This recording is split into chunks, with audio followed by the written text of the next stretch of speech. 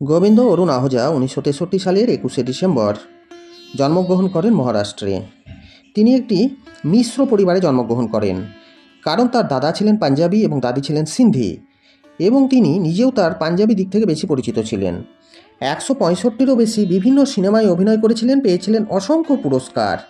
Comedian তো তার চরিত্রের একটা বিশেষ দৃষ্টান্ত ছিল। এই কমেডিতে বিভিন্ন কমেডি চরিত্রে অভিনয় করে তিনি জেলাবাসী তথা গোটা ভারতবর্ষ তথা ভারতবর্ষের বাইরের প্রচুর ভক্তের মন জয় করেছিলেন। এবার ওনার বাবার সম্পর্কে কয়েকটা কথা আপনাদেরকে জানাচ্ছি। গোবিন্দজির বাবা পাঞ্জাবের গুলজাওয়ানা থেকে আমাদের ভারতবর্ষে আসেন, যা বর্তমানে পাকিস্তানের পাঞ্জাবে অবস্থিত। তার মা উত্তরপ্রদেশের বেনারসি থেকে এসেছিলেন। তার বাবা 1930-এর দশকের শেষের দিকের অভিনেতা হওয়ার জন্য মুম্বাইতে আসেননি। তিনি মেহবুব খানের আওয়াজ ছবিতে অভিনয়ের জন্য সর্বাধিক খ্যাতি লাভ করেছিলেন। অভিনেতা হিসাবে অরুণের পেশাগত জীবন 1939 থেকে 1954 পর্যন্ত, অর্থাৎ 15 বছর। এবার আসি তার ছেলের কথায়। 1980-র দশকে অ্যাকশন এবং ড্যান্সিং হিরো হিসাবে তিনি যাত্রা শুরু করেছিলেন। তার প্রথম ছবি ছিল লাভ, যেটা 1986 সালে হিট হয়েছিল। এরপর তিনি যে সমস্ত সিনেমাগুলিতে অভিনয় করেছেন কয়েকটি নাম আপনাদেরকে বলছি, আপনারা অনেকেই জানেন, তাও আমি একটা বলে যাচ্ছি। তার মধ্যে ইলজাম 1986, মারতে দামতাক 1987, খুরদজ 1987, দরিয়া দিল 1988, জয়সি করনি ঐসি ভরনি 1989, স্বর্গ 1990 এবং হাম 1991। তবে 1992 সালে রোম্যান্স 16 অফ শবনম এবং 1993-এর অ্যাকশন কমেডি আঁখেতে একজন দুষ্টু তরুণ ক্যারেটের ভূমিকায় তাকে দেখা গিয়েছিল। 1990-এর দশকে গোবিন্দ নিজেকে একজন কমিক হিরো হিসাবে নতুনভাবে আবিষ্কার করলেন। সেখানে তিনি দ্বৈত ভূমিকায় অভিনয় করেছিলেন এবং পরবর্তীকালে তার সিনেমাগুলো আস্তে আস্তে সাফল্যর শিখর ধরে নিয়েছিল। নমস্কার বন্ধুরা, তোমরা সবাই কেমন আছো? আজকে আমার আলোচনার বিষয় গোবিন্দজিকে নিয়ে। অর্থাৎ তোমরা বলতেই পারো কেন হঠাৎ গোবিন্দজিকে নিয়ে আসলেন। তা আমি অনেকদিন ধরে ভাবছিলাম যে ওনাকে নিয়ে একটা ভিডিও করলে কেমন হয়, কেননা আমরা ছোট থেকে ওনার বইগুলোকে দেখেছি, তো ভালোও লাগে। উনি বিভিন্ন যে সমস্ত কমেডি সিনেমা ছাড়াও অন্যান্য চরিত্রগুলোতে অভিনয় করেছেন, সেটা তুলনা নেই। বিশেষ করে কমেডিগুলো আমার ব্যক্তিগতভাবে খুবই ভালো লেগেছিল। 1980 সাল থেকে তো তার বিভিন্ন যে সমস্ত সিনেমাগুলো তিনি করেছেন আর কি, কমেডি ছাড়াও, সেগুলো 1980 সাল থেকেই আমরা দেখতে পেয়েছি। তার আগে আমরা ওনাকে কমেডিতে দেখেছি। তার সম্পর্কে কয়েকটা কথা এবং তার বাড়িটা যে অবস্থাটা, সেটা আপনাদের সামনে তুলে ধরছি। আপনারা দেখুন। ভিডিও ভালো লাগলে আমার চ্যানেলটাকে একটু লাইক শেয়ার করে আপনাদের যদি ইচ্ছা হয় আমার চ্যানেলের পাশে থেকেন। আর যদি কোনো ভুলভ্রান্তি হয়, এই টাইপের ভিডিও আমি প্রথম করছি, কি ভুল করেছি না করেছি কমেন্টে লিখে দেবেন, এবং আমি পরবর্তীকালে এরকম টাইপের ভিডিওগুলো যদি আপনারা সাড়া দেন তাহলে আবার বানাবো, এবং সেরকম ভুলগুলো আর হবে না, সেটা আমি চিন্তাভাবনা করেই ভিডিওটা বানাবো। তা আজকে যেহেতু প্রথম, কেমন হয়েছে না হয়েছে একটু কমেন্টে অবশ্যই বলবেন। আমি কিন্তু আপনাদের এই কমেন্টের আশায় কিন্তু থাকলাম। ঠিক আছে, দেখুন বন্ধুরা, এখন ছবিতে আপনি যে বাড়িটিকে দেখতে পাচ্ছেন সেটি দার্জিলিংয়ে অবস্থিত। বাড়িটি গোবিন্দজির বাড়ি। বাড়ির নাম গোবিন্দা কুঞ্জ। এই বাড়িতে তিনি নিয়মিত সময় কাটাতে আসেন। অবসর টাইমে আপনাদেরকে একটু জানালাম।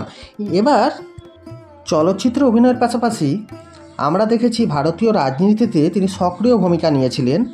বিশেষ করে তিনি কংগ্রেস পার্টির সদস্য ছিলেন। 2004 সালে 14তম লোকসভা নির্বাচনে মহারাষ্ট্র প্রদেশ থেকে উত্তর মুম্বাইয়ের 7ম সাংসদ হিসাবে নির্বাচিত হন।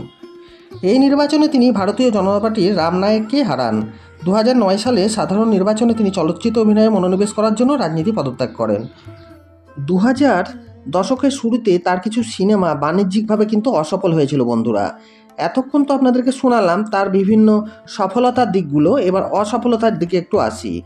তাই তার বক্স অফিসে লেখা চিত্রগুলি নিচের দিকে নেমে গিয়েছিল। যদিও এই সময় তার কিছু সিনেমা হিট হয়, যেমন আপনারা কুয়ার, হাত কর দি আপনে, জোরি নাম্বার 1, কিউকি মে ঝুট নেহি বলতা এবং এক और एक 11 ইত্যাদি। আচ্ছা, এখন ছবিতে যে বাড়িটা আপনারা দেখছেন এটা রাজশাহী জেলায় অবস্থিত। এই বাড়িটা ছিল গোবিন্দজির গ্র্যান্ডফাদারের। এখানে তারা দীর্ঘদিন বাস করেছিলেন। আস্তে আস্তে দেখুন বাড়িটা কেমন ভগ্নপ্রায় অবস্থায় চলে এসছে। আজ থেকে 25-26 বছর আগে গোবিন্দজি একবার এই রাজশাহী জেলায় এসেছিলেন তার এই বাড়িটাতে। তা আপনাদেরকে এই বাড়িটা আমি একটু দেখাচ্ছি, আপনারা একবার দেখে নেন কেমন লাগছে। ভগ্নপ্রায় অবস্থা, মানে একবারে শেষ হয়ে গিয়েছে, এখানে কেউ আর থাকে না। দেখেন, আপনাদেরকে ভালোভাবে দেখাচ্ছি বাড়ির চারপাশটা, আপনারা একটু ভালো করে দেখে নেন যে তার পূর্বপুরুষেরা একসময় এই রাজশাহী জেলাতে বাস করত। তারপরে ওখান থেকে তারা আর কি কলকাতায় চলে যায়। দিয়ে তো তারপরে বিভিন্ন জায়গায় তারা ছড়িয়ে ছিটিয়ে যায় আর কি। আপনাদেরকে সেটা একটু জানিয়ে দিলাম যে ওনার আগের বাড়িটা ছিল রাজশাহীতে, তার পূর্বপুরুষেরা ওখানেই বাস করত। গৌরী তেরে নেয় না গানের কয়েকটি লাইন পরিবেশন করেন বলিউডের কিংবদন্তি সঙ্গীতশিল্পী লতা মঙ্গেশকর। এই গানটি শুনে তার খুব প্রশংসা করেছিলেন গোবিন্দ। উক্ত পর্বটি অনেক হিট হয়েছিল, কারণ সে সময়তে বলিউডের কোনো অভিনেতা বহুদিন পর এই অনুষ্ঠানের মাধ্যমে ফিরে এসেছিল ফিল্মি জগতে। বন্ধুরা, এই সমস্ত তথ্যগুলি আমরা বিভিন্ন ইন্টারনেট তথ্য, বই এবং বিভিন্ন জনের মুখ থেকে সংগ্রহ করেছি। যদি কোনো ভুলভ্রান্তি হয়ে থাকে অবশ্যই একটু ক্ষমার দৃষ্টিতে দেখবেন, কারণ এইরকম টাইপের ভিডিও আমি বানাই না। যেহেতু অনেক দিন ধরে ইচ্ছা ছিল আপনাদের সামনে এরকম একটা ভিডিও উপহার দিই, তাই ভিডিওটা আজকে বানাচ্ছি। এবং দীর্ঘদিন এই চ্যানেলে কোনো ভিডিও পড়েনি, সেটাও একটা কারণ। এবং কেমন হলো না হলো অবশ্যই কিন্তু আপনারা কমেন্ট করে জানাতে ভুলবেন না। 2014 সালে গোবিন্দা স্টার প্লাস সিরিয়ালে প্রচারিত অনুষ্ঠানে ম্যান ইন ইন্ডিয়াতে করিশ্মা কাপুরের সাথে কিন্তু উপস্থিত ছিলেন, আমরা দেখেছি অনেকেই। তিনি তার সিনেমার কয়েকটি জনপ্রিয় গানে করিশ্মা কাপুরের সাথে নৃত্যও করেছিলেন সেই সময়তে। 2021 সালে বাংলা টেলিভিশন জি বাংলা চ্যানেলে ড্যান্স রিয়ালিটি শো এবং ড্যান্স বাংলা সিজন 11তে তিনি কিন্তু প্রধান বিচারক ছিলেন বন্ধুরা। তার সম্পর্কে বেশ কয়েকটি কথা আমি এই ভিডিওটাতে আপনাদেরকে জানালাম। এবং তার বাড়িটা যেখানে আগে ছিল, অর্থাৎ বাংলাদেশের রাজশাহী জেলাতে, এখন যে বাড়িটার কী অবস্থা, তার গ্র্যান্ডফাদাররা ওখানে বসবাস করতেন, সেটাও আপনাদেরকে দেখিয়েছি। এবং সে সম্পর্কে আরও কয়েকটি কথা বলে রাখি যে এই বাড়িটা কিন্তু কয়েকবার সারানো হয়েছিল, তারপরে আবার সে একই অবস্থায় ফিরে গেছে। 25-30 বছর আগে গোবিন্দাজি একবার ওই রাজশাহী জেলায় ওই নিজের বাড়িটিতে একবার গিয়েছিলেন, স্থানীয় লোকেরা সেটাই দাবি করেছেন। তা আমরা বিভিন্ন লোকের মুখে শুনে এবং ইন্টারনেট থেকে এই সমস্ত তথ্যগুলি সংগ্রহ করে এবং বইয়ের মারফতে আপনাদেরকে জানালাম গোবিন্দাজি সম্পর্কে বেশ কয়েকটি তথ্য, যিনি মোটামুটি 1970-এর দশক থেকে আর কি সিনেমাতে প্রবেশ করেন। 1980 সাল থেকে বেশ ভালোভাবেই আমরা তাকে বিভিন্ন সিনেমায় অভিনয় করতে দেখেছি। বিশেষ করে তার কমেডি চরিত্রগুলি আমাদের কাছে সবথেকে প্রিয় ছিল। অন্যান্য চরিত্রেও তিনি ভালো অভিনয় করেছেন। সে সময়তে বেশ কিছু ছবিতে তিনি অভিনয় করে অনেক পুরস্কার তিনি পেয়েছিলেন এবং প্রচুর ভক্তের দেশ এবং দেশের বাইরে তিনি মন জয় করেছিলেন। তা আজকের ভিডিওটা আর বেশি ভালো না। ভিডিও যদি ভালো লাগে আমার চ্যানেলটাকে অবশ্যই লাইক শেয়ার সাবস্ক্রাইব করে এগিয়ে দিবেন।